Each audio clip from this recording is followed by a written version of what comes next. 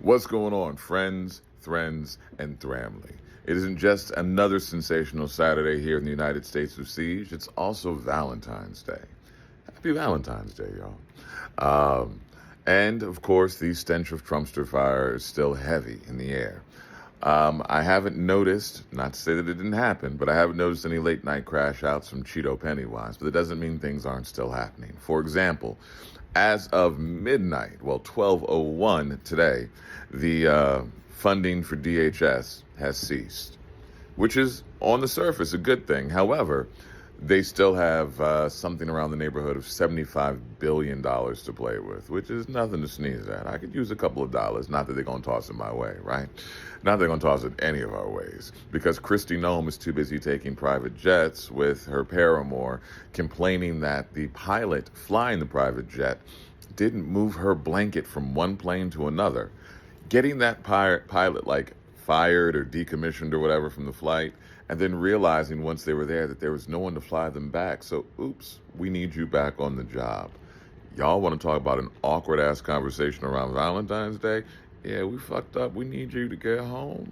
Anyways, Operation Metro Surge is technically over in Minnesota, which is kind of a win, except for the fact that it being over simply means that ICE moved 700 agents from Minnesota and decided to redisperse them so generously around the rest of the country.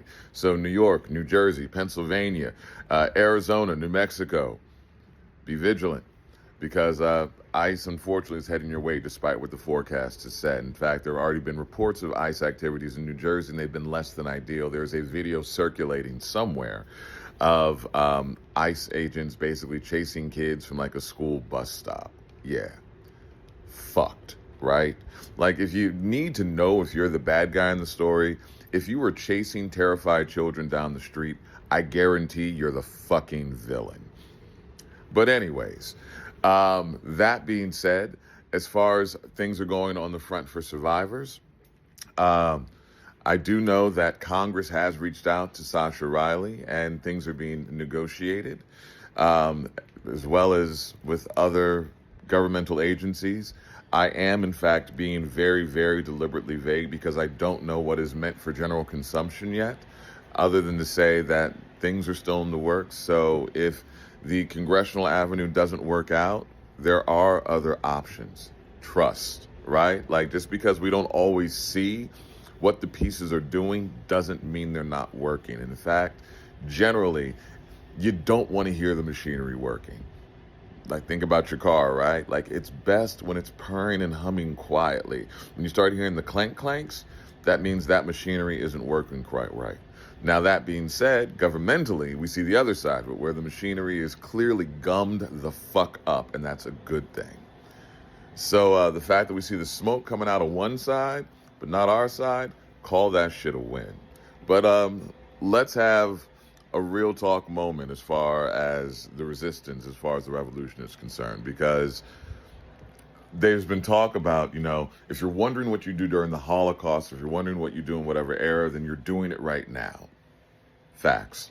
But here's the other part of the narrative that we don't always think about, which is in the Star Wars that we're living in, because let's be real, right? Like, we are the Rebel Alliance. We've seen the logos, and the logos are fucking awesome, by the way. Like, I want one for my jacket.